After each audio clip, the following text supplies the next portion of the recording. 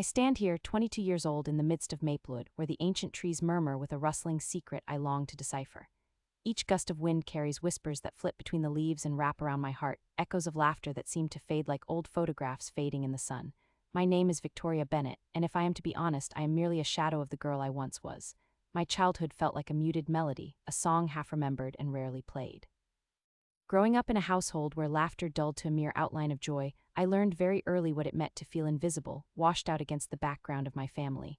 My father, Jay, would stumble in late each night, his face drawn with exhaustion, his eyes clouded with thoughts far beyond the family waiting for him. I can still see those quiet evenings stretching before me like an empty road. My little sister Claire, her eyes wide with yearning, would dart hopeful glances toward the door, waiting for the moment he might lift us into his world. Instead, it was like being locked in a room with walls closing in. I can almost feel the phantom grasp of that emptiness now, a reminder so sharp it hurts. I vividly remember those moments, staring at the expanse of our small living room, the place where laughter should have belonged but now felt like an abandoned stage. I would sit next to my mother, her smile a brave mask that masked an aching heart, trying to fill the void as best as she could. I often found solace in books, the smell of pages worn by time, taking me to places where families were whole, where fathers came back home with arms wide open, ready to embrace their children. Yet in our home it was always the same, a persistent ache, a feeling of neglect that anchored itself deep within me, but that was until he came along. It was Manny, my father's best friend's son, who entered our lives like a sunbeam breaking through a dreary winter. He was charisma bundled into a vibrant personality, filling the void with his laughter that rolled like an infectious tide. Suddenly it was like a switch flipped. Jay transformed overnight, laughing and playing, pouring himself into being the father I had always yearned for but could never grasp. Yet that warmth he exuded seemed to be reserved for Manny alone. Claire and I became mere spectators, relegated to the gallery as we watched our father fawn all over him, the way a dog might over a shiny new toy. The more I observed this unfurling of friendship, the more resentment boiled in the pit of my stomach, knotting itself into an unbearable mass. I could feel my heart tightening, twisting in silent fury as I witnessed joyous moments shared between them, moments that should have been ours, theirs turned into strings of laughter that barred Claire and me from joining in. Day by day I wrestled with my feelings, caught in a storm of irritation and sadness. I was determined to make things right, not just for myself, but for all those moments I felt unwanted and unloved. I began to hatch a plan, longing for a way to make Jay see the heart he was neglecting. I wanted him to lay eyes on us, the real Victoria and Claire, before we faded into mere memories of a past that meant little to him. To enact this revenge wasn't merely about destruction, it was about awakening the part of my father that had long been sleeping, roused by his negligence. I had to show him how badly we hurt, how the space beside my mother felt tasked with loneliness every time he opted to chase after the laughter Manny brought into our home. But there was one obstacle: Manny himself. The idea of confronting someone who had been nothing but in radiant light during my father's rough patch sent shivers down my spine. Yet as the days stretched, that fear turned into a burning need to speak, to be heard. It was one storm-laden evening, the kind that felt like nature itself was reflecting my turmoil, when I found the courage to confront Manny. The air pulsed around me, filled with the scent of damp earth and the distant rumble of thunder, electrifying my nerves as I tracked him down in the local park. The sky crackled with gray clouds, dark enough to feel like a heavy blanket pressing down on the world below. I shivered slightly, not just from the chill in the air, but from what I was about to do. "Manny," I called out, catching him just as he was about to run over to the playground, a burst of energy wrapped in brightness. He turned, surprise flitting across his face when he noticed the turmoil knitted between my brows. "Can we talk?" he nodded, his smile shifting to a look of curiosity. "Sure, what's up?" I hesitated, words caught on the tip of my tongue. "I need to talk about my dad." Manny shifted his weight, concern etching his features. "Okay, what about him?" I took a deep breath, the words tasting bitter as they crawled out. "I feel like he doesn't see me anymore. He barely notices Claire and me. It's just you and I hate it. It feels like we don't matter at all." I watched as Manny's expression changed, seriousness replacing the usual delight that accompanied him. His mouth opened, and I could hear the words forming but not yet spoken. There was a flicker of understanding in his eyes that surprised me. "I never realized you felt that way. I mean, I know Jay loves us." "Does he?" The question burst from my lips. "Because it sure doesn't feel that way. When I see him laugh with you, it reminds me of all those years we were ignored, like we don't even exist. I just want him to see us, Manny, not just shadows on the wall." My words tumbled out with surprising ferocity, passion fanning the flames of my need to be understood. Manny looked at me, really looked at me, and nodded slowly. "Yeah, I get it," he said softly. "He can be really oblivious sometimes. I didn't mean to take his focus away from you and Claire." I ran my hands nervously through my hair, the frustration bubbling, thrumming through me with an intensity I hardly recognized. "I want to do something. I want him to know how bad this hurts us." "What are you thinking?" That raw energy coursing through me, the way one feels a storm on the horizon, ignited a fire in my belly. I need to show him what he's missing, but I can't do it alone. I need you to help me." Manny paused, brow furrowing in thoughtful contemplation. "Help you how?" "We can set him up, make him realize that it's not just laughter we want. I want him to see the girl he has at home, the girl who waited for him to walk through the door every day, the daughter he's letting slip away." After a moment of silence, Manny's face transformed, recognition dawning. "I see what you mean. We can orchestrate something that would really shake him up, force him to notice. It's risky, but if it works, it could make him open his eyes." "That's what I'm hoping for," I affirmed with a nod, excitement coursing through my veins. "I want him to realize the cost of his negligence. Let's create something he cannot ignore." "What did you have in mind?" he asked, a hint of a smile creeping back into his demeanor. "I'm not sure, but we need to think big. It has to be bold enough to snap him out of this daze. It has to hit him where it hurts the most, right in the heart." Manny remained quiet for a moment, mulling over my words. "How about we plan it for the next family gathering, if we can somehow engineer a moment that brings both our families together?" "That's brilliant." I felt the excitement bubbling within me. "We can craft a scene that will turn his gaze from you back to us. It's time he remembers there are still 2 daughters he has left behind." As the determination solidified between us, the clouds above parted slightly, a stray ray of sunlight illuminating the darkened grass beneath our feet. It felt oddly symbolic, as if the universe was acknowledging our pact, igniting a shared purpose.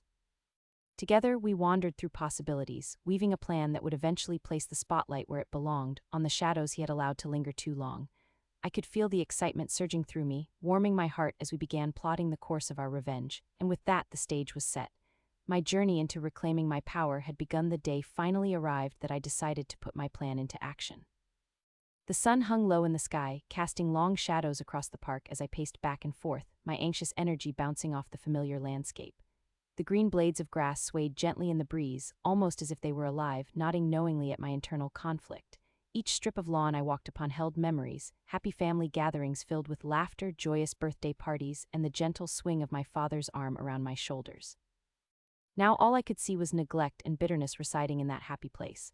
My heart raced as I stopped near the swings, each creaking sound echoing like an old door, a painful reminder of better times now tainted by disappointment. They swayed in rhythm with the anxious beat of my heart. A soft gust of wind rustled my hair, sending chills up my spine. I knew I had to do this. I needed him to understand, to finally see the pain I had bottled up for far too long.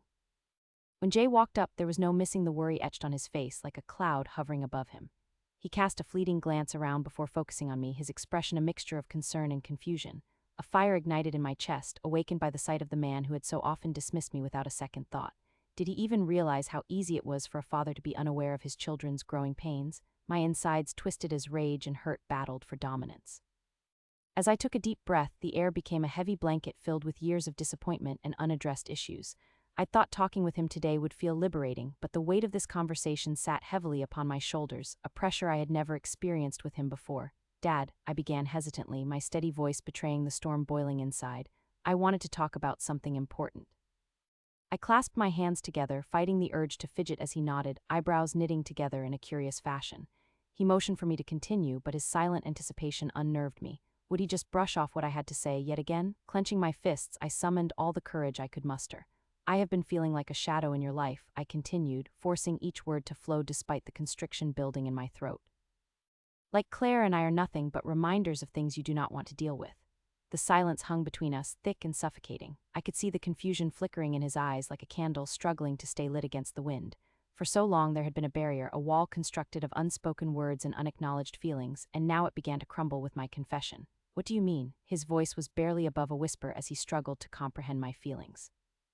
The look on his face told me he had no idea just how deep my hurt ran. A spark of determination ignited in me. I would not let him look away this time. Gathering every bit of strength I had, I unleashed years of pent-up grief that had been festering inside me like an open wound. "When Manny came into our lives, it was like you forgot we ever existed." My voice wavered, but I pushed on, unwilling to be silenced. "You joke, you laugh, you seem so happy with him, but what about us? What about the moments you have taken from Claire and me?" I could feel the sting of tears threatening to escape, but I bit my tongue, forcing myself to hold on to that anger and frustration.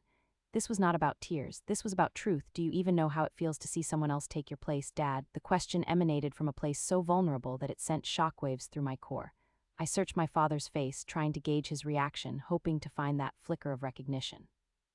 With each word that fell from my lips, the dawning realization flooded his face, washing over him like a tide of guilt, transforming it to a pale shade I was all too familiar with. He took a step back, his expression shifting as if my words were physical blows shattering all the denial he had held onto.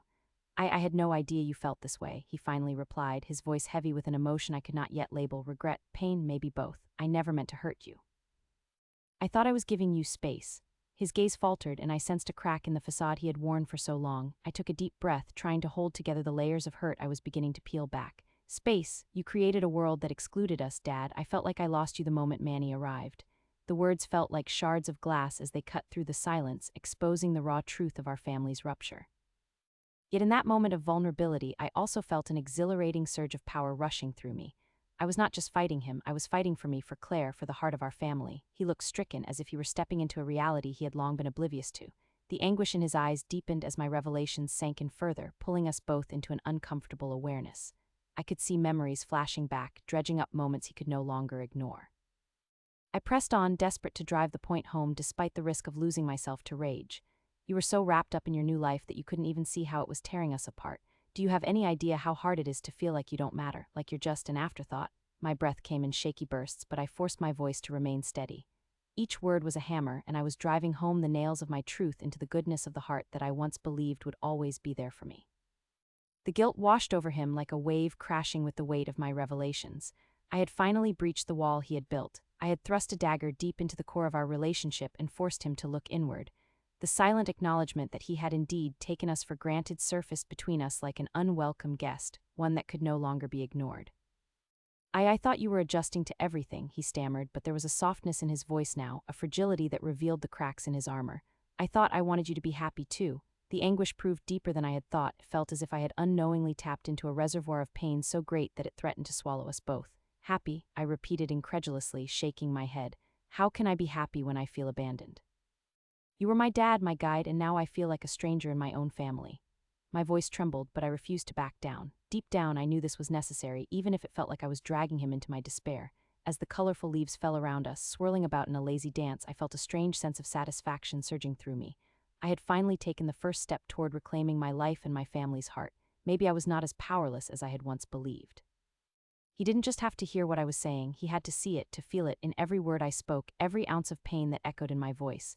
Maybe I don't want space, I shouted. Maybe I want you to listen, to understand how it feels to be sidelined, to be forgotten. The emotion burst forth like a dam breaking, and I could feel every moment of sorrow manifest into that one hopeful cry for him to realize the depth of my wounds. A long silence hung in the air, and for the first time there was no attempt to fill it with pleas, defenses, or justifications.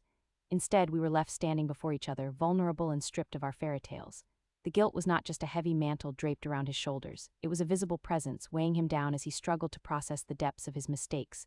Finally, I saw the corner of his mouth twitch, almost like an involuntary reaction to the truth I had thrust upon him. My heart skipped a beat at the sight of his shame starting to transform into understanding.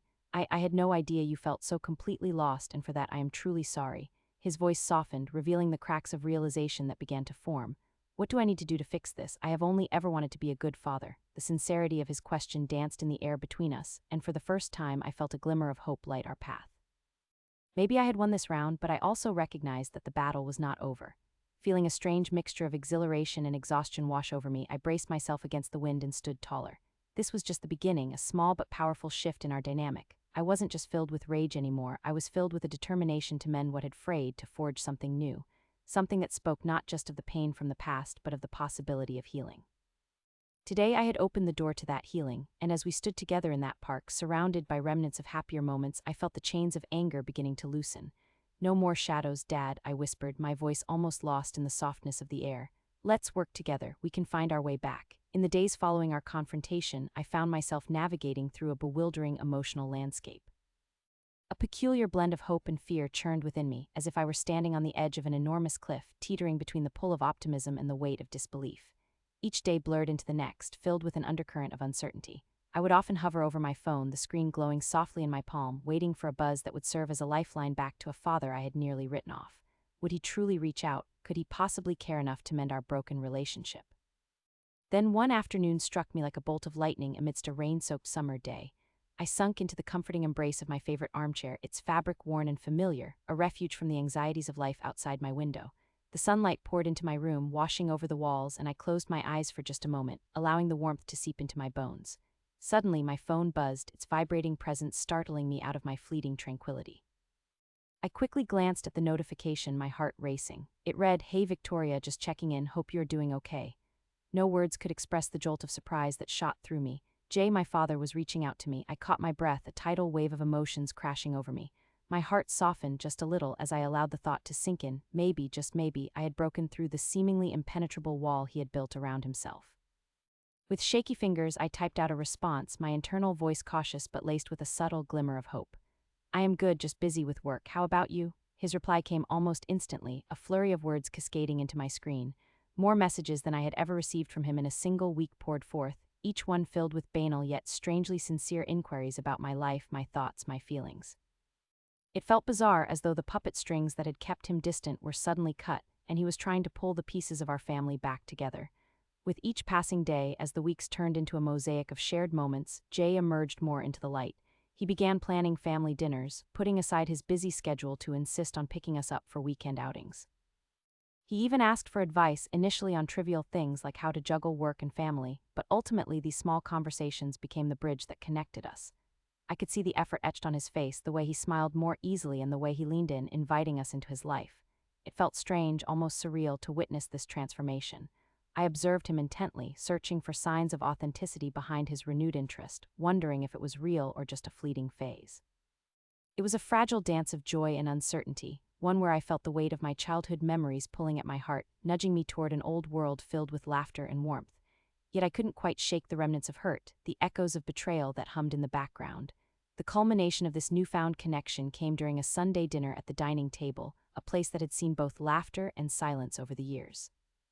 The flickering candles cast a soft glow around us, the aroma of roasted chicken mingling with the scent of sautéed vegetables, creating a comforting ambience that I hadn't felt in a long time. As we settled into our chairs, Jay sat across from me, his posture straighter than I remembered and his eyes sharper, searching my face for a sign that we could bridge this chasm. Then it happened. With slow but deliberate movements, he cleared his throat, an almost imperceptible tremor in his voice.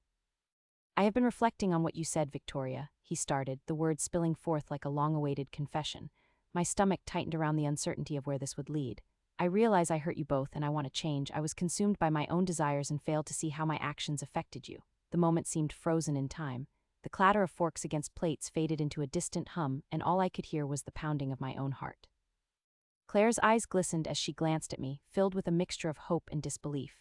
It was a hard moment, grappling with emotions that had long been buried under layers of resentment and disappointment.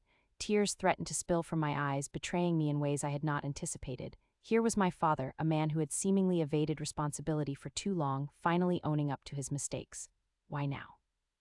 I managed to croak out just above a whisper, my voice trembling as I felt the burden of unspoken words lodged in my throat. "What has changed?" "I have changed," he replied earnestly, his gaze unwavering. "I think I started to consider what I had sacrificed for my own ambitions. It is not an excuse, but I have come to see how blind I was to my own actions. I want to do better, to be better, not just for me but for you and Claire as well." Staring back at him, I searched his eyes for any sign of deceit, the remnants of my desire for revenge bubbling just beneath the surface. For so long I had painted vivid scenarios in my mind of how I would confront him, how I would highlight every ounce of pain he had inflicted, reveling in the retribution for our fractured family. Yet here he was, bearing his vulnerabilities before us, exposing wounds that mirrored my own. In acknowledging his failures, he seemed to unearth the healing that I had long sought. A rush of conflicting emotions swirled inside me as I grappling with the reality of the moment. Was this transformation genuine, or was it merely a facade he carefully constructed to win back my affection? The tears that had threatened to spill finally cascaded down my cheeks, not out of anger, but from the realization of my own vulnerability, my yearning for something more than just revenge. "I don't know if I can just forget everything," I murmured, struggling to keep my voice steady. "I've lived too long in the aftermath of your choices. It's what has shaped me into who I am." He leaned forward, his voice a measured whisper. "I understand. I know I have no right to ask for forgiveness, and I certainly don't expect it to come easily, but I hope you can consider moving forward together, that we can reassess what being a family means." Claire reached out across the table, her small hand encircling mine, her supportive squeeze a silent affirmation that she felt the same way.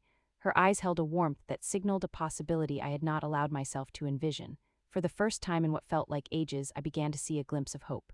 The flames of resentment flickered slightly, a distant memory yearning for comprehension and compassion. As my aching heart began to heal, I realized that something unexpected and beautiful was blossoming.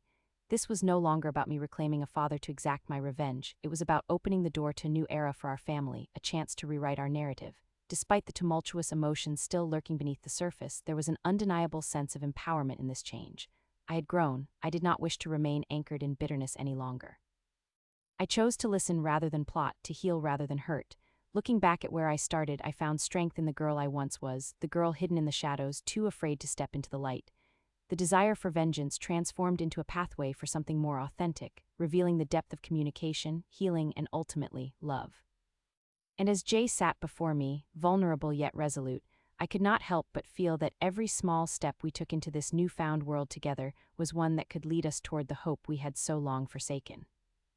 It wouldn't happen overnight and we would face countless hurdles, but I now saw the power in striving for reconciliation and connection, which in turn fortified my own splendid transformation. Months melted into years, and through the slow, painful process of healing, I gazed around the table one ordinary evening, the corners of my mouth curling upward into a soft smile.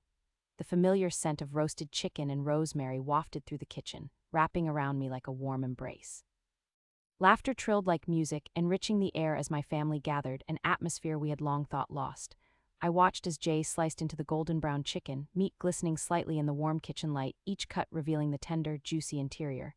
Claire was busy setting places, her movements precise yet graceful, a subtle confidence radiating from her as she laughed at something Joe had just said. "If you keep talking like that, you'll give me a reason to start charging for my culinary expertise," Joe jested, draping a mock-serious expression over his face. The underlying sense of camaraderie brought a sense of tranquility to my heart, blissful after years of chaos and uncertainty. I could not help but feel as though I were caught in a scene from a heartwarming movie, the kind where the family sits around a table, indulging in one another's company without hesitation. I couldn't shake off the shadows of our past, even in this moment. I could still feel the echoes of the confrontation at the park, of the emotions laid bare, raw and jagged. Yet somehow, amid all that had happened, here we were, not just surviving but rather thriving, as if we had unearthed a long-buried treasure of connection and love. "Victoria, pass the mashed potatoes, will you?" Jay's voice broke through my reverie, gentle yet commanding in a way that felt so different from how it used to be. He had changed, we all had. Our calls for each other echoed in familiar tones, no longer strained or heavy. I could feel the pull of my father's gaze, watching, assessing, those once narrowed eyes now softened with understanding, perhaps even a hint of remorse. I tore my eyes away from him and reached across the table, my fingers brushing the cool ceramic of the serving bowl. "Here you go," I replied, meeting his eyes momentarily.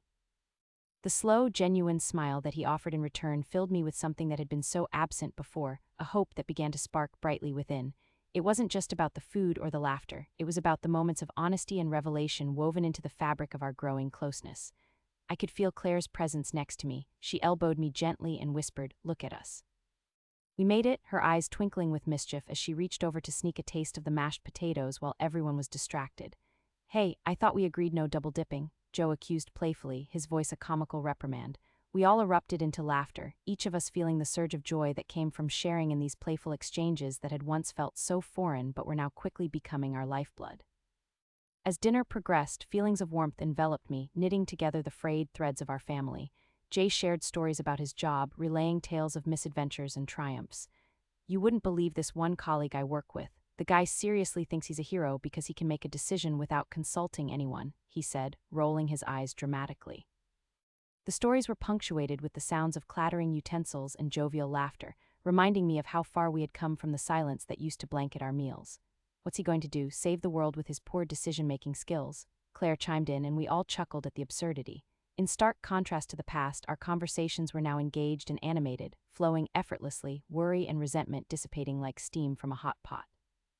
I savored this flavor of connection, sealing it within my heart, nourishing me for the moments when I felt fragile. As I watched Claire and Jay effortlessly exchange jabs and laughter, I realized how pivotal these moments were to me. Each interaction, every voice echoing across the table, fortified the fragile foundation we had built. I watched the camaraderie evolve, experienced the warmth emanating from our shared table as the dinner atmosphere buzzed with familiar topics and inside jokes that only we would understand, binding us closer together. "Victoria," Jay suddenly said, clearing his throat, drawing our attention. The steadiness of his voice held a certain weight, a seriousness I felt settling like lead in my stomach for reasons I could not discern. "I want to thank you for being brave enough to confront me. You woke me up when I was lost."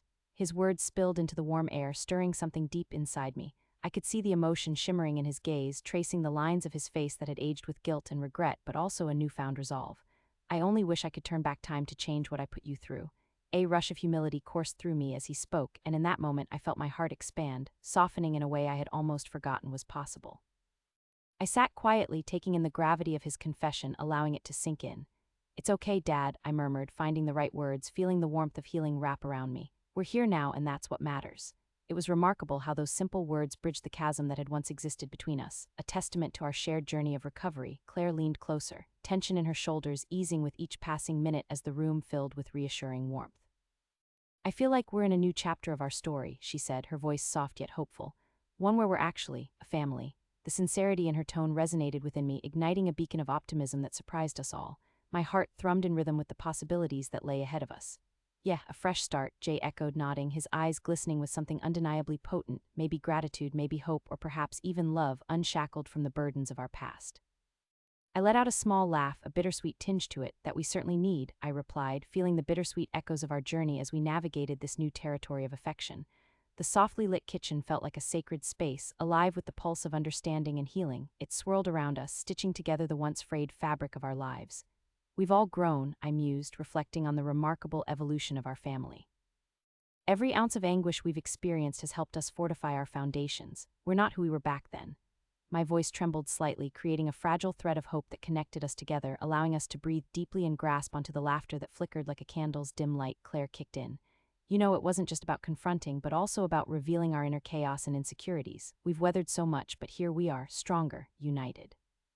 Her words propelled me into deeper contemplation, thoughts unveiling in bright, vivid colors as I considered our journey, the one where I'd initially sought revenge to fill the void of neglect.